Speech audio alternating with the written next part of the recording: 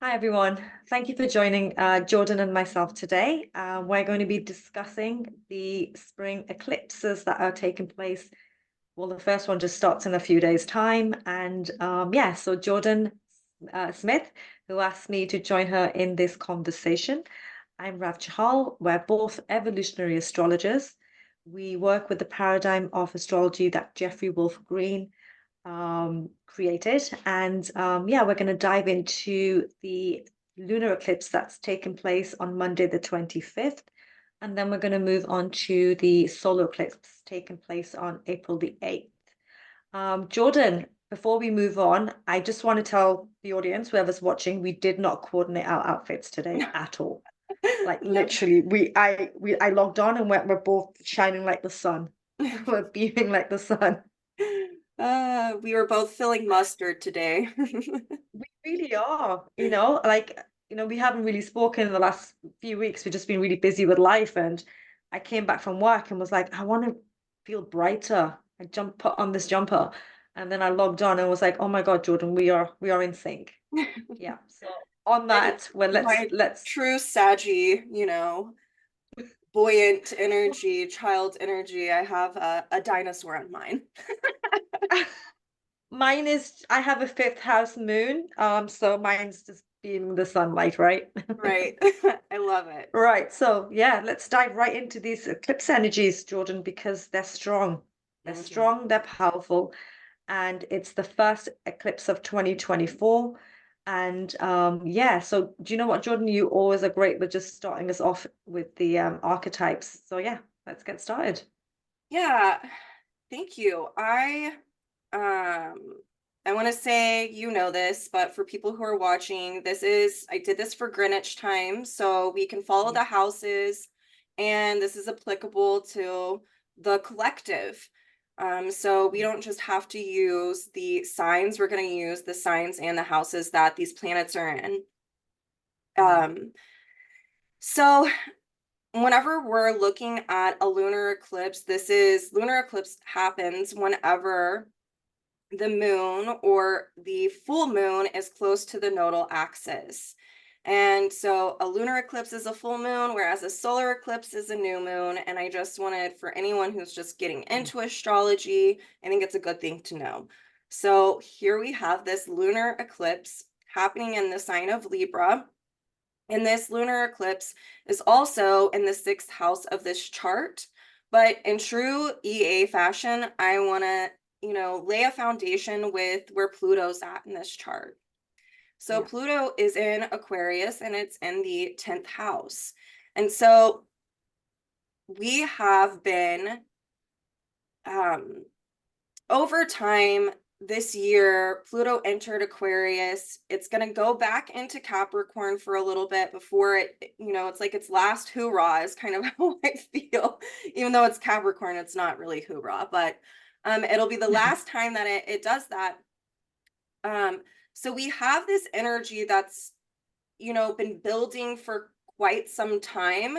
And whereas Pluto in Capricorn was very much about dismantling social structures on a collective level, dealing with themes of patriarchy and laws and government systems and nationalities and all of these things. Now Pluto's in the sign of Aquarius, but in this chart it's in the 10th house, so it kind of is echoing that Pluto in Capricorn.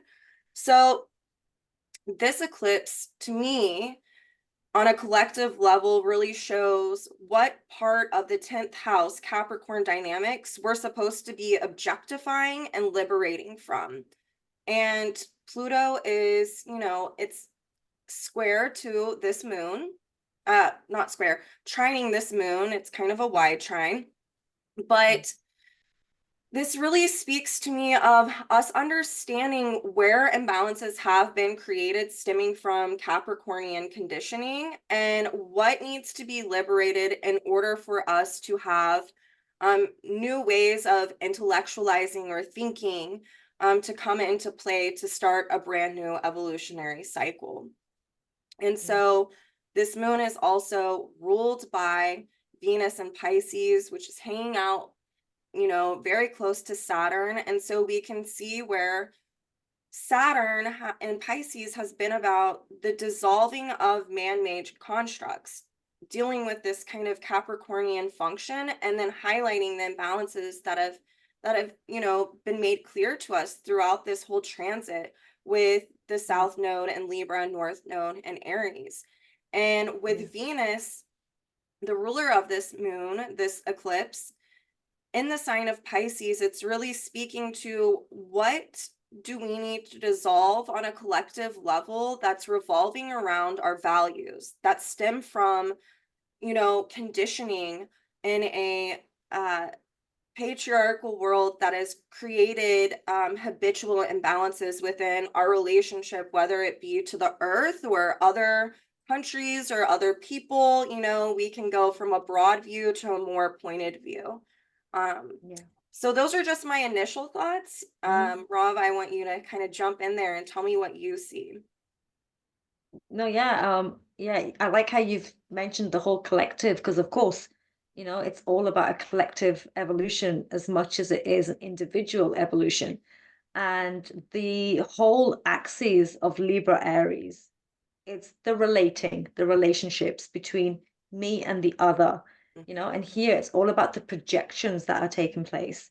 And it's like you said, with that ruler of the moon being Venus in Pisces, it's also looking at the value systems. What do you value and where are your values being placed up until now to this particular point? Because with eclipses, we have to remember that it's from the date of the eclipse. There's a 6-month window in terms of where activations can happen in your own life, depending on wherever the sun and moon sit in your own natal birth chart. That's the house that's going to be activated for you. And even more so, the activations can take place over the next 6-month window.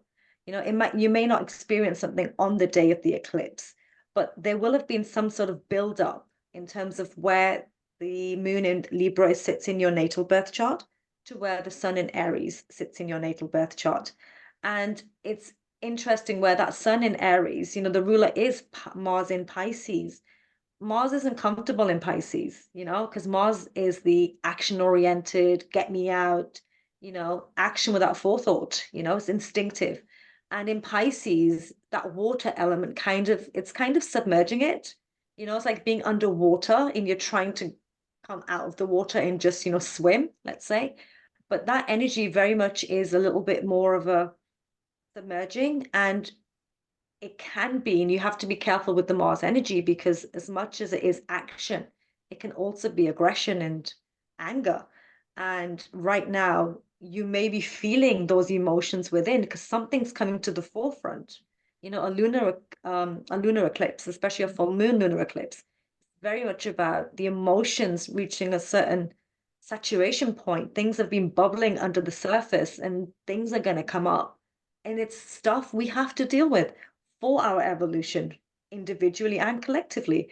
That's how I see this kind of full moon lunar eclipse taking place for everybody, in terms of in that trine that's happening with Pluto to the moon, like you mentioned.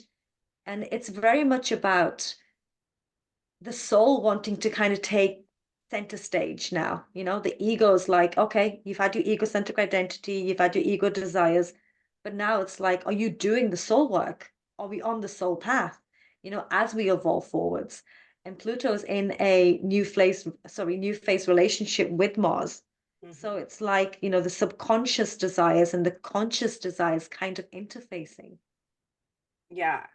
I love that. And it also makes me, when I'm looking at this, just thinking about everything that you're talking about as well, like so many people this past year have been going through relational dynamics, whether it be romantically, within their families, within the workplace. I mean, Libra is very much about any type of relationship, any type of Yeah. one-on-one relationship. And when I'm looking at this, there's this liberation that is wanting to occur from emotional dynamics of where we're starting to see um, a little bit of objectivity, right? Or there could be some type of crisis or some type of information that we're recalling about you know, a traumatic experience that maybe we had in the past, seeing as Pluto's in Aquarius, trining this moon. But really, at the bottom of it, like the bottom line, when we're looking at a lunar eclipse, it's like you said, something has reached a limitation that needs to be opposed. So like oppositions have a Libran feel. Like you want to compare and contrast in order to understand what it is where, you know, you're needing to throw off. And with this moon and that node in the sixth house trining Pluto in Aquarius in the 10th house, this is really like, how do I self-improve as I'm objectifying these dynamics?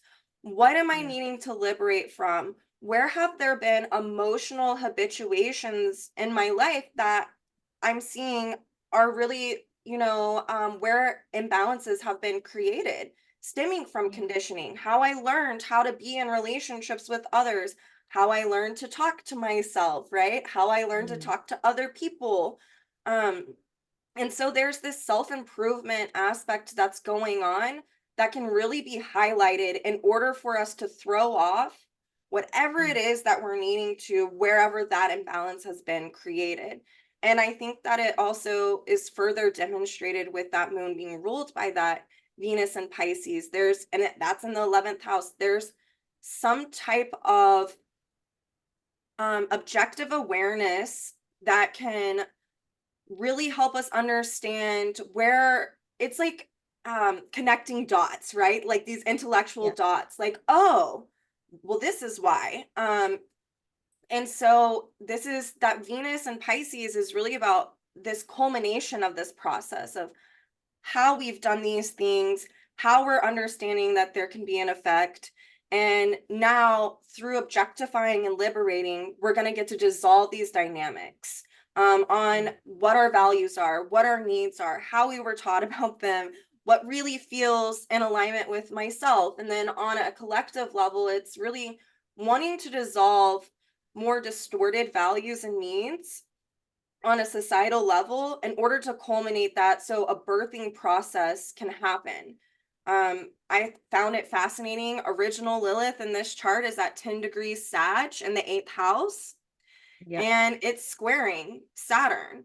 And so this is really like looking at and getting to the bottom of, penetrating, getting to the bottom, the underbelly of what's true, what's honest, what do I need to come to understand about my conditioning, Saturn, you know? How do I dissolve that? And what is something that's a more natural principle to put in place of more of these kind of conditioned values that maybe aren't in alignment with, you know, it's Lilith, original Lilith and Sag is like, what's my truth? I know my truth. And so I need to champion for it. And Lilith in this chart's in the 8th house. So there's this no BS kind of, you know, no matter what, like I'm gonna do this. Like there's this just big punch of energy that says we're on a precipice of closing something out in order for something new to happen. Yeah. Well, it's just following on from that. Another signature in the chart that's pointing to exactly what you just said is the Jupiter in Taurus conjunct Uranus in Taurus, right? And that's actually it's in a sesquiquadrate quadrant aspect to the moon, and it's in the gibbous phase. And in astrology, the gibbous phase, it's what you've just said, it's very Virgo energy, like it's adjustments that need to be made. You know, you need to kind of figure out exactly what's been taking place, to what your value system is in terms of, are you getting your needs met, you know, but equally, are you being more selfish, or are you giving as much as you're receiving? So it's both that questions that are coming to the forefront about the whole dynamic and getting that balance right, that equilibrium, about how, you know, if you want something, you have to also give. It's not going to just be about take, or give. It's that balance has to be there. You know, without balance, that you can't have a sense of its peace, you know, harmony. And that's what we're striving for as a collective, you know, but also individually. You know, nobody wants to be, you know, in a place of discomfort and not be happy, or, you know, or content. we're all striving for that. That's one of the goals of, whatever we do is because it gives us a sense of joy. We feel it's going to give us a sense of joy. So this chart is actually kind of pointing to the fact that, okay, that's a good intention, but what have you been doing to Mm-hmm. receive that back? Have you been caring for the earth? Are you giving to others as much as you're expecting from others? Because look at that Jupiter Uranus, it's in the first house, which is that Aries, energy. So you're looking at yourself and your values, but what you're trying to do is project that back out onto others. Mm-hmm. I also think Yeah. that Jupiter ruling original Lilith, and Mm. it's approaching Uranus. There's this process that's wanting to unfold that's around, you know, um, I mean, Taurus is very much about our relationship to self. And Jupiter in Taurus to me is about really expanding upon that relationship. Hmm. And so expanding upon that can look very different for many different people, but I also think with Jupiter, sesquiquadrate to the Yes. moon, and a gibbous phase is also, this can be this time period for some people where they're learning, um maybe the imbalance has been I've taken on other people's values and I need to Hmm. reconnect with myself and what feels authentic to me. And original Lilith, being ruled by that Jupiter is like helping us get to the bottom of that. And there's a natural inconjunct between Taurus and Libra, and a lot of that can be where we're needing to reintegrate our individuality because we've kind of taken on the values of others. And so for some people, I think that this lunar eclipse can really bring up the emotional dynamics revolving around that as a way for some people to reconnect with themselves. It can be, I've been seeing as, that Jupiter is ruled by Venus. The moon is ruled by Venus. I've been giving from my cup and I have nothing left. Like, this can be a moment where some people are figuring out that they need to kind of hermit themselves, be a little Taurian, Yeah. go back to your home and reground. I feel like in order for more objectification to happen about what feels true and authentic for me, that way, whenever I, decide in a Libra way that I want to go back out there and, be around more people, I can show up authentically. Yeah. Well, and to what you've just said, if you look at Ceres in Capricorn at 14 degrees in the ninth house, which is naturally Sagittarius, Mm-hmm. it's like a wide square to the moon. And it's also, I believe it's trining Jupiter and Uranus in the chart. Mm-hmm. Ceres is very much about nurturing. Ninth Yes. house is truth, might, like what is the truth? And being honest. And it's what you just said, be honest about, you know, have I been giving to others too much, so you're not filling your own cup because Mm-hmm. you can't give to others what you don't have yourself. And it's that kind of remembrance and stepping into your power, Jordyn. Pluto is all about power, the power that Mm-hmm. we have in Aquarius. We've discussed this before. Pluto and Aquarius, we're in a 20-year cycle of liberating and deconditioning from everything that's not served us individually and collectively. And this lunar eclipse, being in that relationship dynamic of Libra Aries, is just telling us to throw off, like you said, all dynamics, what doesn't serve us. And you will not get the answer straight away. The 6 month window that's going to come up now will be opening the door towards that, to releasing what doesn't serve us and stepping into our power and moving forward in strength with being assertive and having the faith. That's that Neptune in Pisces, Venus in Pisces is faith, and Mm-hmm. surrender to the higher process that the path will open up. And that's the sun in Aries. I always think of Yes. that sun in Aries sometimes as the Fool card in the tarot deck. You Mm-hmm. know, you just sometimes have to just take that first step. It's that cardinal energy, isn't it? One step forward and two steps back, right? Is that right?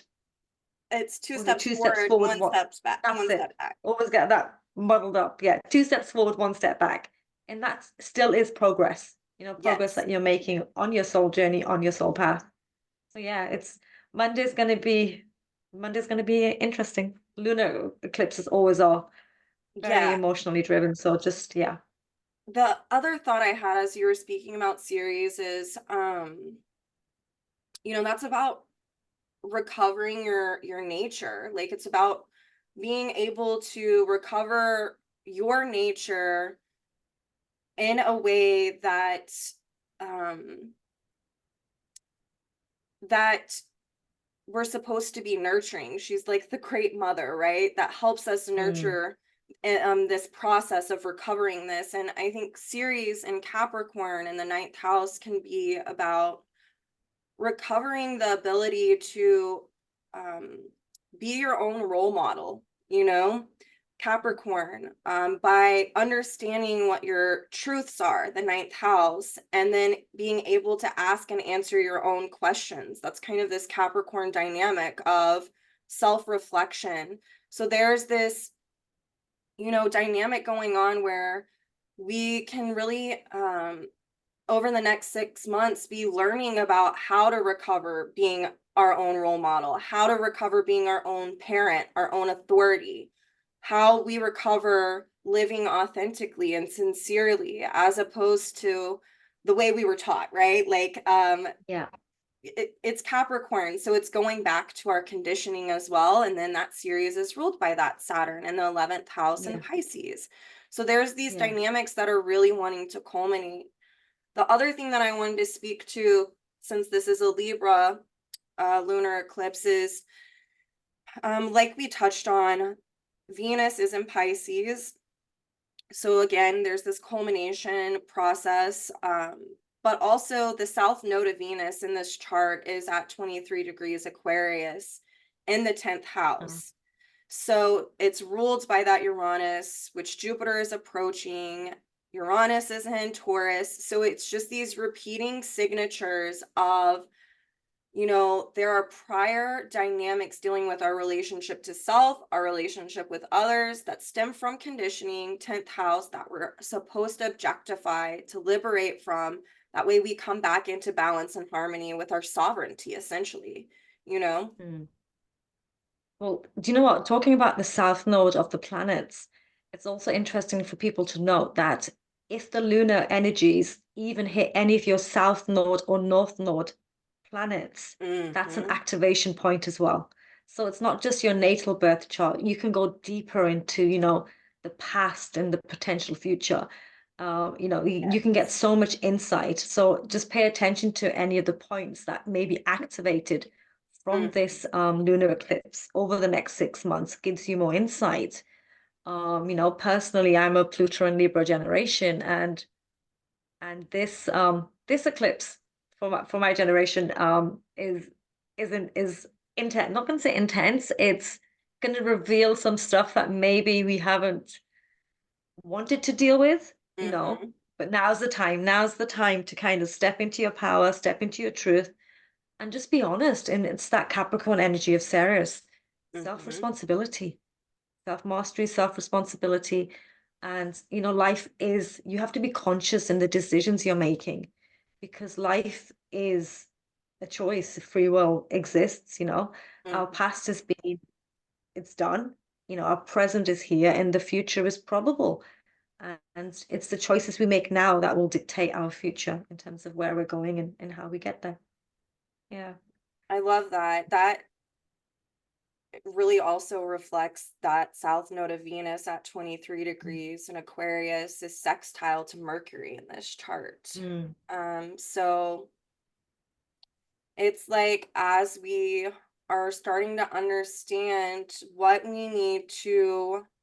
um, what we need to do, what course of action we need to take through really observing ourselves and what it is that we're needing, or um, yeah.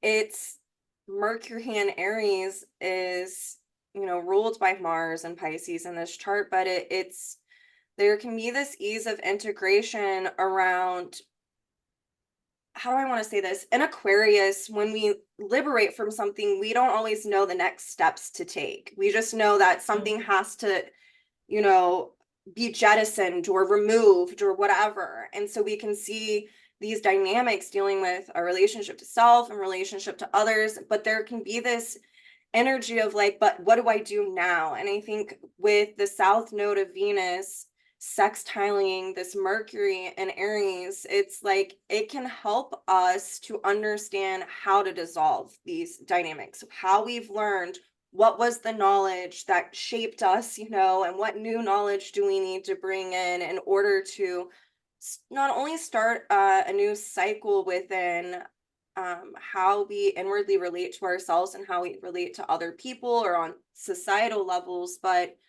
I just lost my yeah. train of thought. But I think that that's also a really interesting aspect that's going on. So there's like this theme in this chart, like when I look at it, like on personal and collective levels of self-improvement, but a need to objectify in order to dissolve. Like it feels like this is just all the Pisces energy in the 11th house, Pluto in Yeah. Aquarius, all of the Aries Yeah. energy in the 12th house, you know, there's Yeah. just this repeating signature of observe to dissolve, Yeah. to culminate. Well, yes. Well, Mm-hmm. full moons do bring endings to Mm-hmm. bring in some new energies. So, in 2 weeks after this lunar eclipse, we will have a solar eclipse in the sign of Aries on April the 8th, 2024. And interesting enough, this chart is just, it's very cardinal, it's very fire, you know. Mm-hmm. Just, Jordyn, you can kick us off with that assertive energy. What do you see in this chart in terms of the one of the key messages that is coming across? Um, well, whenever I'm looking at, okay, so solar eclipse is, this is a new moon. Going back to what I said, there's a couple of things. Pluto being in the fourth house within this chart, we're looking at like, if we're coming to understand emotional dynamics of where imbalances have been created, there's this need to liberate from any type of external dependencies. That Mm, maybe that's where um, imbalance is being created in our life in some type of way. Even on collective levels, looking at like what countries are depending on other countries, or, you know, all of these kind of dynamics. And really, on a personal level, when I look at this is like speaking to liberation from other dependencies and learning how to really nurture oneself and inwardly validate oneself on an emotional level. You can see that, you know, the South Node is in the 12th house of this chart, but it's ruled by Venus, which is approaching that North Node, and Venus is now in Aries in this chart. And so, mm, um, this is part of this, you know, it's a new moon. It's signaling to, there's something here that we're needing to liberate from so we can start a new way of inwardly relating to ourselves. So there's this perpetual sense of a state of becoming because of all of the Aries energy. And also, with this new moon happening in the seventh house, you know, it can be about how do you want to enter into society as an equal. If you feel less than and you're not able to emotionally empower yourself, there could be lessons around doing that. So that way you do feel like you can start this cycle and you're not, you know, looking down upon yourself or, you know, but there's something that's really wanting to be initiated, but it's also looking at where wounds have been created in the past that are maybe, you know, have created a dynamic of where we've been depending on other people, whether it be for our value or, um, you know, that could, it runs the gamut because yeah. it's this fourth house, seventh house axis that's really being fired off, right? Like it's like, Yeah. how is one able to be in relationships with others without creating dependencies of on Yeah. some type of level? Well, it's that fourth house Pluto is inner security. You're Mm-hmm. learning inner security from within, not other people, not outside of yourself. Yep. That's very much what that energy is pointed to in this solar eclipse chart. But then with the sun in Aries, the sun's an integrating force. It's how we creatively self-actualize. It's our purpose, the energy that we get, the vitality. And the ruler of that is Mars in the fifth house, which is naturally the house of Leo, and the sun in Pisces, which has been actually ruled by Aquarius. If you look, Aquarius is on the cusp there. Mm-hmm. And it's that liberating energy that again is coming through. The solar eclipse is new beginnings. Let's just go, let's just do. It's where the sun's rays are pointing us towards who we are. So it's like looking in the mirror. Right now, Mm-hmm. seventh house, yes, relationships. Aries is, it's sort of like interdependency. We're looking not Absolutely. to be independent or codependent, we're looking at interdependency. That's a really strong message I feel from this solar eclipse. And the conjunction to Chiron in Aries, that it's 19 degrees, it's all 19 degrees. It's strong, it's powerful. Well, it's And it's combust. like, All three are even yeah, down to the minute. Like it's all yes, 19 yes, degrees, 24 minutes. yeah. But so that whole message is, Chiron is the wounded healer. Your Mm-hmm. wounds and healings are in the same place. you know your wound is the wound is going to be healed through the kind of same method. It's like, Mm-hmm. so look at those dynamics that are occurring in your life. So wherever 19 degrees of Aries falls in your natal birth chart is the area of life you have to look into a little bit deeper. Mm-hmm. Stuff will be happening in that area of life, coming up.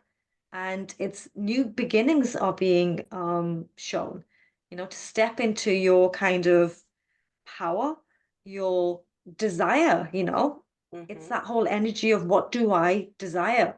And it's conscious desire. And it could be anything like, the relationship to yourself shifts. So what happens automatically? The relationships externally to you will shift. That's Mm-hmm. that natural vibration that takes place in life. And it's learning to go with that and know it's not, nothing's ever wrong. We get judged by society. It could be anything, Jordyn. You're in a career, let's just say you're in a particular job and you decide, actually, I want to go off traveling for a year because this is what feels right to me right now. And having the strength to be like, this is what's coming up for me in my life, and this is what I want to step into. And not Yeah. fearing what others will say. It's about, how are you integrating your purpose into your life and how Mm-hmm. that's going to be mirrored back to you. I feel this is how this solar eclipse is pointing at, especially with that strong, cardinal fire energy with displacements in this Yeah. chart. Well, and I mean, there's a couple of things that come to mind as well as like, Aries and Mars are definitely about like our subjective desires, the things that are in Mhm. like come into our consciousness, right? Whereas Pluto is about our desires emanating from our souls that sometimes it's not really consciously made aware of. And so I think for a lot of people during this time, there's going to be desires that are coming into our conscious awareness as a way to fuel our evolutionary intentions of becoming more inwardly secure. I think for some people, you know, this can manifest so many different ways. Also, with this Aries energy, Venus in the sixth house of this chart, Mars ruling Venus, Mars and Pisces, balsamic to Saturn, there can be a need to really get in touch with honoring one's own anger, especially if we're trying to create interdependency. Like, how are you able to stay yourself while being in relationships with other people, Mm. right? Like, who are you while still around someone else? Um, do you lose who you are? Have you abandoned yourself in the past? Is there anger around it? Where's that anger coming from? Is it coming from you abandoning yourself, or are you projecting it onto someone else? There's so many ways that this can manifest. And the one thing that I do want to touch on whenever I look at this chart, and this is not going to be for everyone, but I think it's important to speak to for some people, and this might be because this is like conjunct my Mars in my 12th house, but Aries and Mars, especially like Mars in a 12th house or Mars and Pisces, there can be anger that one is not in touch with, right? Like it can be kind of Mhm. this nebulous anger, like someone who all of a sudden is like, whoa, I'm angry and I didn't even know it. You know, it's like the emotion just sweeps over you, and that's the response, the reaction. And so But I could think it, but Jordyn, could it also be though anger that somebody is hiding? Because 12th that's, house Neptune is hiding. Yeah, yes, yeah, no, not, absolutely. yeah. But I'm like thinking about, especially with Venus in the sixth house, this North Node, this is ruled by this Mars and Pisces, which has this feel to it, Mm, is I think for some people looking at where they feel guilt around is there a cycle going on in your life on a relational level of where you feel guilt because of wanting to remain in relationships because it creates a sense of security, even though, maybe it's toxic, or maybe it's just two people are on different paths, or this could mm, go so many different ways. But it's like, really, I think that this, especially with Mars balsamic to Saturn, and Saturn deals so much with our conditioning.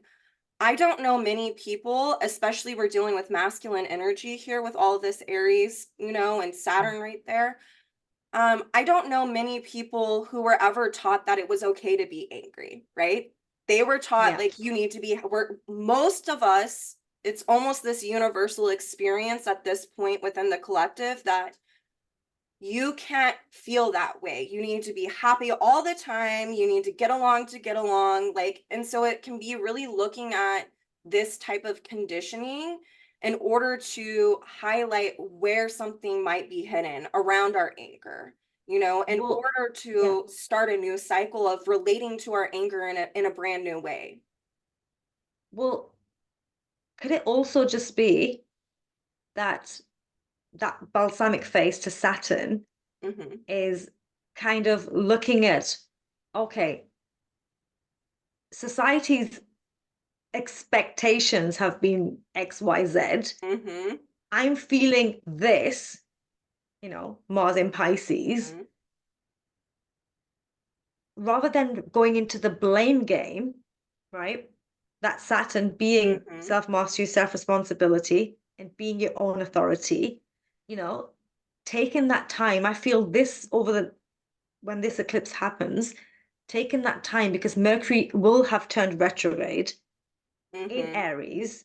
What a perfect time to write down those anger before, let's Absolutely. say before, because Mars doesn't think before it acts, but taking that conscious decision to Hmm. even write down whatever anger is boiling or coming up, and then Absolutely. assessing whether this needs to be spoken to whoever around you. Yeah. That's just what I'm sensing from what you've just said and just the chart energies, because sometimes those words, because words are powerful, words can be wounding, words can be healing. That's your Chiron conjunct Mercury in the seventh house. So there's a little bit of caution that needs to be taken here, I feel, with these energies, where if you're taking constructive action, and Absolutely. yes, you're right, but the whole notion of sometimes you just have to be honest and express the You don't feelings even and have to emotions. express it to someone else necessarily, Mm, because I also see this as, especially with Venus, like in the sixth house, Venus is ruling that Uranus, Jupiter, and Taurus in the eighth house. Um, there can be, there can, for some people, there can be a masochistic quality of being angry at oneself because they don't mm, know how to express anger. They've never been taught. And so that Mars, Saturn to me is about learning how to take responsibility for our own healing around that. Like, sure, maybe I wasn't taught how to deal with this, but at some point, I'm in charge of my own healing. And how yeah. can I self actualize through this so I can culminate how I've related to this in the past? And now I can start a new cycle of relating to myself in a way that's constructive and not destructive, right? Yeah. And that's all that new phase energy, Mm-hmm. Sun with the Yes. Chiron and Mercury, the moon, Mercury. Um, it's an interesting activity if people want to do this is, have you ever just written something down and then burnt it? Oh, this is perfect for this, especially Mars in Yeah. that fifth house, all of the Aries energy. Uh, yeah, because Yeah. it purifies it too, which is a great Pisces thing too going on here, Yeah. you know? Yeah. Yeah, It's so healing, and you yes, feel like you've gotten stuff off your chest, like you said, yes. it's not about speaking to another person per se, but just writing it down, and then it's out of your system, it's out of the emotional body. That's your fourth house Pluto, because it's if it's embedded in the emotional body, it's gonna come out somehow. It's gonna affect your life in a lot of ways. So Mhm. with this solar eclipse, just using the fire, energy symbolically, Yes. it's a powerful thing to do. Yeah. Well, it can have the propensity to purge, like Venus in that sixth house, Neptune in that sixth house. This is also really fascinating to me looking at this chart is Juno is at 6 degrees um, of Virgo retrograde and in conjunct that Venus. And Mm, Juno can be, it can be about our relationship to others in a distorted way. It's like the person who the wife who stays, it can have this patriarchal theme to it of, the wife who stays home and just like cooks dinner for the husband. And, I just read this whole article from the 1950s of how women were supposed to be with men. And I was like, oh, this is so distorted, Juno. Like, so there's like this dynamic that I think a lot of people are coming to understand on a relational level, like, especially with this is almost well, it is paradoxical. There's Aries energy in this seventh house. Um, mm, you know, how do I want to say this? There's this self-improvement or purging of these old dynamics of how we would devote ourselves to a cause, to a relationship, all of this. Like, so, and then getting in touch with going back to, do I feel angry or do I feel guilty because I said no or I tried to have a boundary? I think that this solar eclipse can be for the next, 6 months of people learning how to the difference between boundaries or then trying to control, right? Juno's in mm. Virgo, there's Venus in the sixth house. um Cardinal energy can sometimes have this controlling quality, like Libra, Capricorn. um and so there can be this time period of learning about and self-reflecting on, like, okay, I'm stating this and then asking myself, should I feel guilty about saying no, or am I trying to control an outcome here? I think that this chart can really speak to learning how to not do that. Does that make sense? Yeah. Yeah. So basically going with the flow. Just, Yeah, and I mean, it's that Mars and Pisces, conjunct that Saturn and Pisces. It's learning how to surrender and to honor the truth as it's occurring instead of trying to control an outcome, I think, yeah. Yeah. and then No. Yeah. um self-improving upon, what we're devoting ourselves to in our time. Is there um are our relationships transactional or are they reciprocal? It's like Yeah. looking at so many different variations of how this could manifest for someone, but the Yeah. bottom line is this Pluto in this chart is what constitutes your sense of security and what do you need to liberate from. And also there can be new ideas that spring into our mind around or connecting dots or aha moments around, oh, this is why I've done this, so but I am my own authority and this is how I counteract that, right? This is how I take responsibility. Yeah. Yeah. Yeah. Completely. And it's how you want to step forward as well. It's Mm-hmm. that whole being conscious of what's happening around you, the end, whatever's building within. Look at that fourth house Pluto. Whatever emotions are coming up, the moon is in Aries, and the moon in Aries is very direct. Mm-hmm. With the sun, it's just that solar and lunar energies combined. I feel like the solar eclipse is it's kind of screaming creativity as well. A thousand Something you want percent. to create, something you want to build, something that you're passionate about. It's the perfect time to kind of set the seeds. New moon's all about, setting the And seeds, even yeah. with that, I think with this Pluto and the fourth and all of this seventh house energy, it's also like liberating from the expectations of what something should be or how it should go. Like this is Aries Mm, energy. It's like, no, especially Venus in conjunct Juno, it's like the only way that one is going to self-improve upon is through creating action to get a reaction in order to then, in a very Virgo-like way, assimilate and take in that information. And that's also ruled by Mercury retrograde in Aries. Like, yeah. you know, what um what are you needing to learn about yourself in that dynamic? Like, are you learning about how are you learning to self-improve? Are you getting hung up on what someone else's expectations are or what your own expectations are? This is like a chart that speaks to totally the values and the effort, but it's also like there's a journey here going on, right? It's a new Yeah. journey that's wanting to be birthed, and it's not going to be perfect.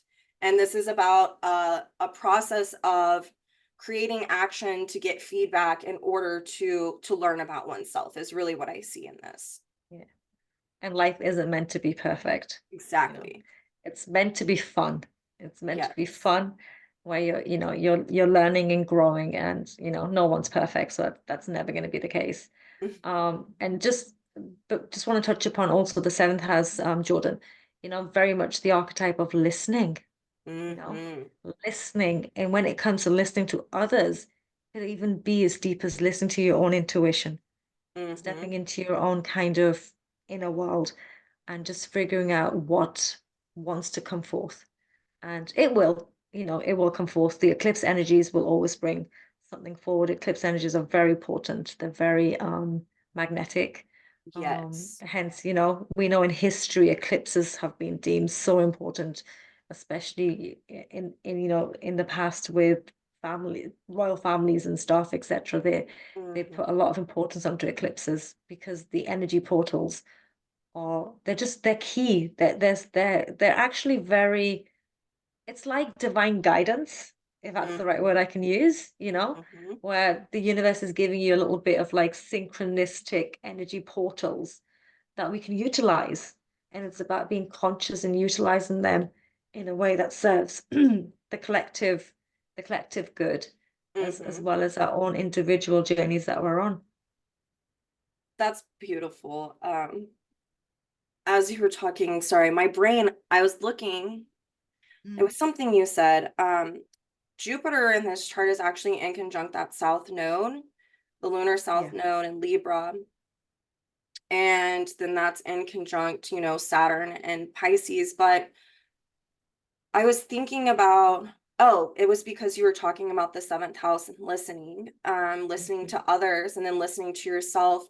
I think for some people, that Jupiter in conjunct the south node, it's like that Jupiter's in the eighth house, but it's in Taurus. So, like, we're getting to the bottom of something so we can culminate it. That's that south node in the 12th house. And for some people, I think that this can be about really throwing off the voices of others to get back in touch with your own inner voice and your own intuition. Jupiter is about our intuition and Taurus is about our inner voice. And it's Jupiter's also about what we believe in. Like, are you culminating the voices of others who have affected the way you believe about yourself? And what can you do to heal that for yourself, right? Like, we can't just say, like, we can acknowledge that, yes, some things had an impact, but also how do you fortify that relationship to self? The eighth house Mm. really, as someone who has a lot in the eighth house and who loves Scorpio, really can be about re-empowering oneself, I feel like. Absolutely, because Pluto, Scorpio, eighth house can be about power or powerlessness. But when you're working with it consciously and in a natural way, and linking it to Taurus, it can really about being able to re-empower oneself to fortify and strengthen one's relationship to self on a soul level. So there's this culminating dynamic in this chart on one hand, but something's wanting to be birthed, but it's like there needs to, it's like like speaking to, like, yes, new cycles are starting, but don't forget to still do this work. Like, it has this Yes. vibe of, we can't just say, oh, well, I did this and that's good enough and I'm done. Like, no, there's this, there is the re-empowering oneself means purging the things that we need to purge from within as a way to strengthen ourselves on a soul level, to get back to our authentic nature as part of that Jupiter and Taurus in the eighth and conjunct that South Node in Libra, you Yeah. know? It's that whole principle of endings are new beginnings, Hmm. and new beginnings are a result of something that's ended. Yes. Yeah. So It, that's it's why this is remembering that. paradoxical in this chart, right? Yeah. Yeah. It's um, that cycle. It's that whole cycle. yeah, I Yeah. really have this.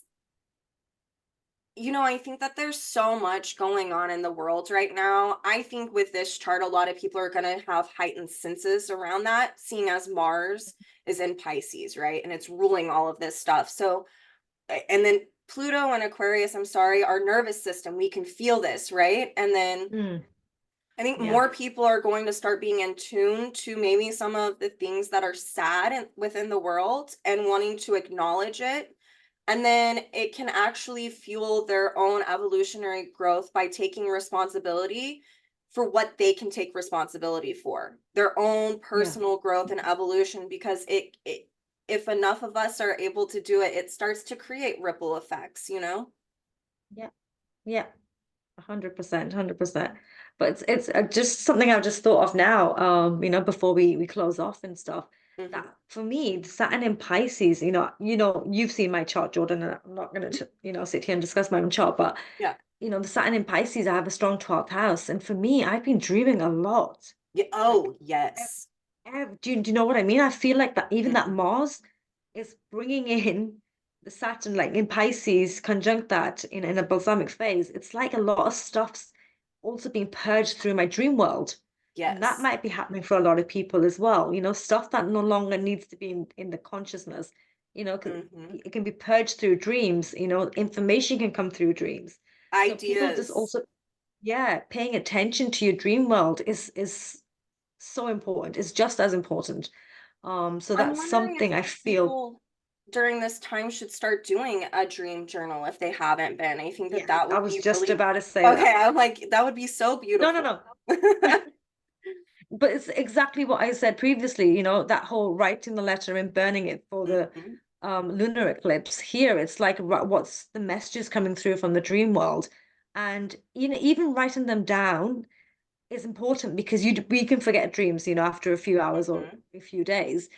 When you go back, you'll start to see some patterns. I've noticed that personally. Oh yeah. And it's interesting just to see what's happening around you to what's coming through the dream world, and set those new intentions, set those wanting to seek guidance from, I'm gonna say, you Yeah. know, From your your subconscious and your spirit guides, if you believe in from that, your and angels, spirit etc. family, like your, yeah, the tribe, our tribe that isn't seen, what might, be hidden to other people. I definitely agree with Yeah, that. and that's a South Node in Libra, Hmm. others in the 12th house in a different realm, maybe.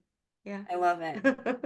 Yeah, Beautiful. thank you, Jordan. Thank you. That was Yes. actually very interesting in terms of even learning what energies are flying around. It's easy to look at the chart yourself, but when you have a discussion, I a love it. lot more comes to the surface, and I Yeah. learn a lot more, and I hope the audience has learned a lot more. And yeah, I'm sure we'll come back together soon for another Oh yeah. interesting talk. Thank you for letting me do this with you today, Jordyn. Yes, thank you. And yeah, Until next time. bye.